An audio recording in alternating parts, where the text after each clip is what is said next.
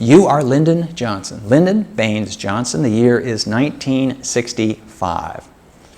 You have been president for a year and a half.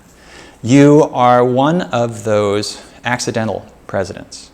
You became president not through your own momentum or merits at the ballot box. You became president because you were vice president when your predecessor died. John F. Kennedy was assassinated in 1963, and you became president by virtue of that fact. You inherited some of the challenges facing John Kennedy. You weighed the balance among those challenges somewhat differently than Kennedy did. John Kennedy was a president who focused primarily on foreign affairs. He was most concerned regarding American relations with the Soviet Union during the Cold War. Kennedy was the president who authorized the failed attempt, as it turned out, to invade Cuba at the Bay of Pigs in 1961. Kennedy was the American president at the spearhead of the Cuban Missile Crisis in 1962. So Kennedy has in mind, first and foremost, the thing that he thinks about when he wakes up in the night in the White House is foreign affairs. You, Lyndon Johnson, are a different sort of person. You're a Southerner. Well, you're a Texan, which makes you sort of half a Southerner, half a Westerner. You're a person, you're a politician who is energized, is motivated by, is driven by domestic politics, domestic policy. You had been eyeing the top position in American politics for years. You entered politics at the federal level in the 1930s. You were elected to Congress. You were a firm New Deal Democrat. You were a great admirer of Franklin Roosevelt and what Roosevelt's New Deal had been able to do for the common people of America. You came from the Texas Hill Country. You come from the Texas Hill Country. And you know that there are plenty of people in the Hill Country, honest, hard-working folks, who in the beginning of the 1930s still lived in the 19th century when it came to such things as electricity. And one of your great accomplishments as sort of part of Roosevelt's New Deal and the New Deal Coalition was to get rural electrification, to get electricity to those isolated farm and ranch houses in the Hill Country. Now, you didn't think that being a member of Congress was going to be the sum of your political ambitions or accomplishments, even when you became the majority leader of the Senate in the 1950s. This is the top job in Congress. And you were powerful. You became an adjunct to President Dwight Eisenhower.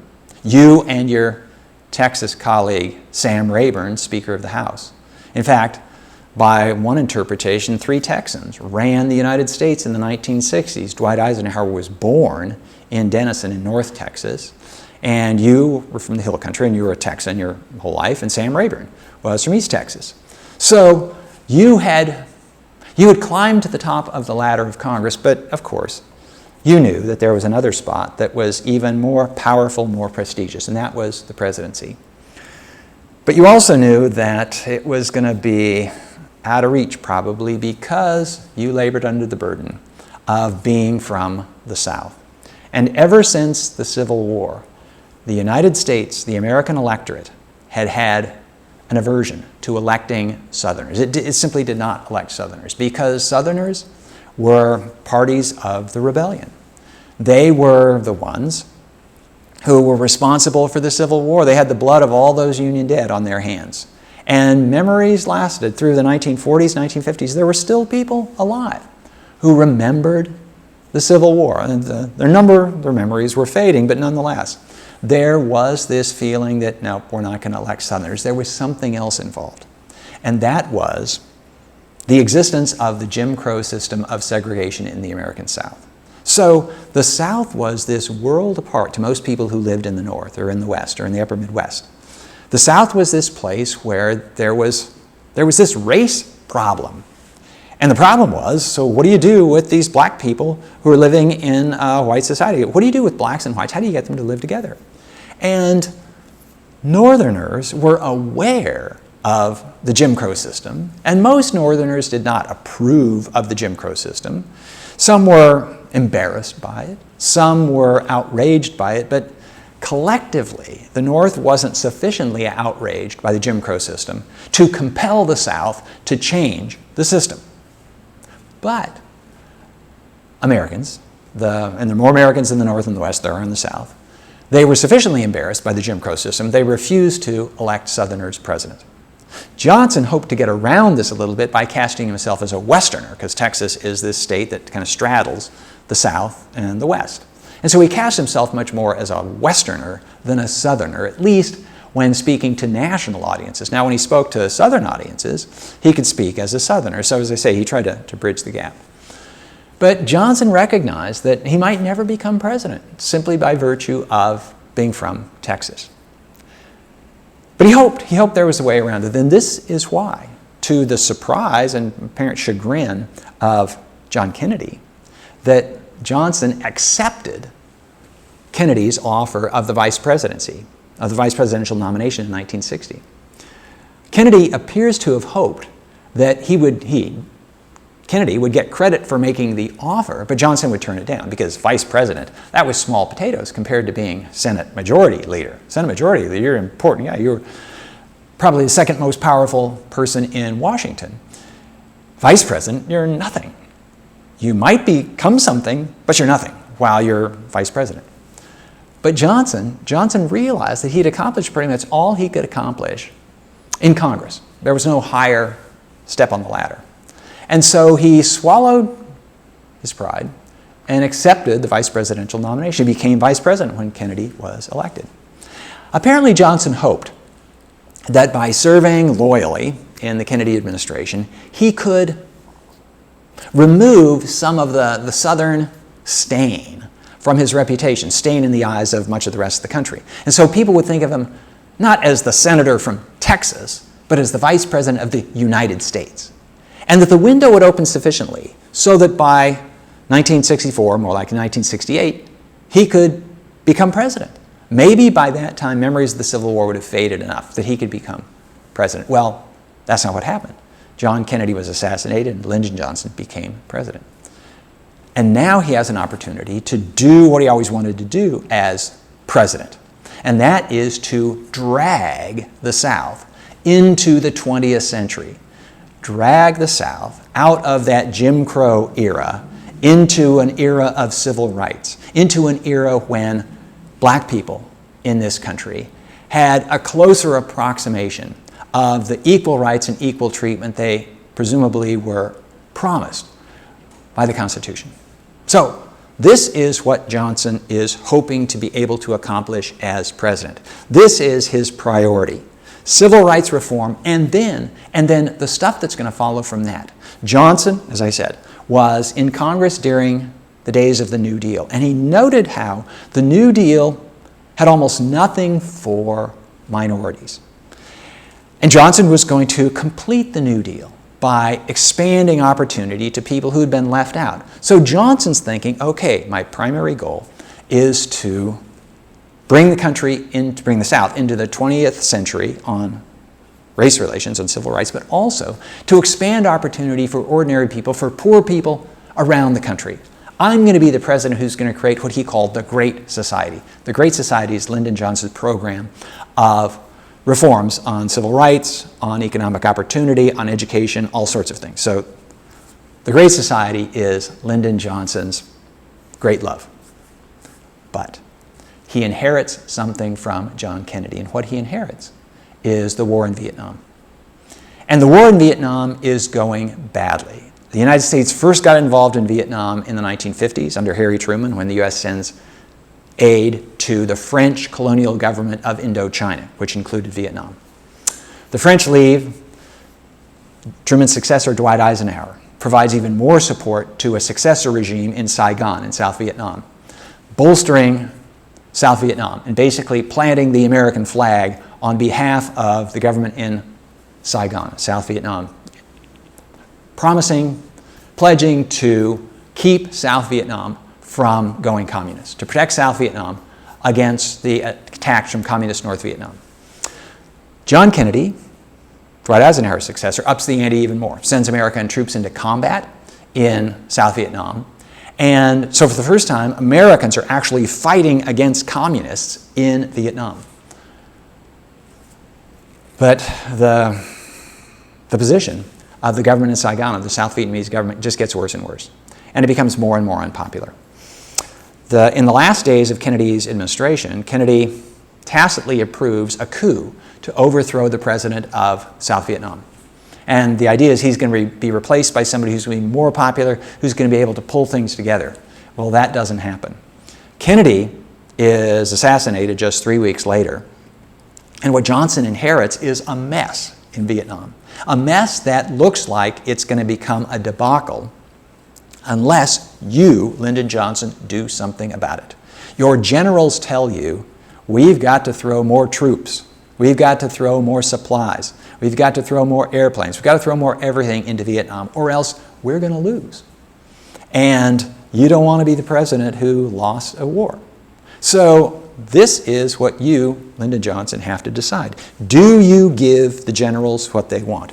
Do you escalate the American effort in Vietnam? Do you, and this is the term of the day, do you Americanize the war in Vietnam? Do you make South Vietnam's war against North Vietnam and communists in South Vietnam? Do you make South Vietnam's war America's war? Do you Americanize the war? This, Mr. President, is for you to decide. What do you do? So you think this over. You listen to the arguments of your generals. Okay, look, say the generals, the United States is the world's military superpower. There's no way we can lose in Vietnam. All we have to do is just show the will. And if we, up the ante, then the government of North Vietnam, behind the communist attack on South Vietnam, will eventually realize that they can't win. And then they'll give up. They'll come to the negotiating table and we'll come up with a Korea-style solution where there's a communist North Vietnam and a non-communist South Vietnam, and they're not constantly at war with each other. So this is what the generals want. This is what Johnson wants. But Johnson asked some questions. So how many troops are you going to need? And they say maybe 100,000 first, maybe a couple 100,000. Well, this will triple or quadruple, or even more, the number of Americans in Vietnam. Can you guarantee victory? It might take more after that, but there's no way we can be defeated by North Vietnam, they say. Johnson's a bit skeptical, but Johnson has something else to think about. And that other thing is, oh man, I didn't climb the ladder of politics to become a wartime leader.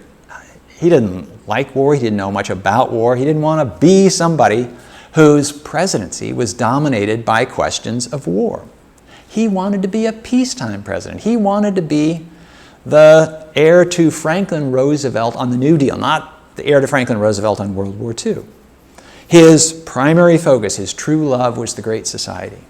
And Johnson reckoned that if he gave the generals all they wanted, if he shifted the United States from a peace footing, a footing of domestic reform, to a war footing, then the country would get distracted. He was a believer that Congress can't walk and chew gum at the same time. Congress could focus on only one thing at a time, and if it's had to focus on war, then it would give up on his civil rights reforms, his Great Society reforms. We're now into the spring of 1965, spring and early summer of 1965. In 1964, Johnson had been able to twist arms in Congress, persuade Congress, cajole members of Congress into passing the Civil Rights Act, which outlawed the Jim Crow system, which was a huge accomplishment. This was a landmark in American civil rights and relations between the races. But Johnson recognized that what Congress could pass, Congress could repeal. The only guarantee for permanence in civil rights reform was to make sure that African Americans, especially in the South, could vote. This was one of the things that the Jim Crow system had denied them the right to do. And so Johnson was teeing up a Voting Rights Act for the summer of 1965. And he knew that if Congress started debating the war in Vietnam, then he wasn't going to be able to keep them focused on his Voting Rights Act. And he believed that the Voting Rights Act was absolutely essential to nail down, to make permanent the achievements of the Civil Rights Act. Because who knew? If without a Voting Rights Act, then some other president could come in and new members of Congress, and they could simply repeal the Civil Rights Act. But if black people could actually vote, then this wouldn't happen, because they could then be in a position to protect themselves. So at the very moment that Johnson is asked, okay, to escalate the American role in Vietnam, he's trying to keep Congress focused on the Voting Rights Act. So what are you going to do?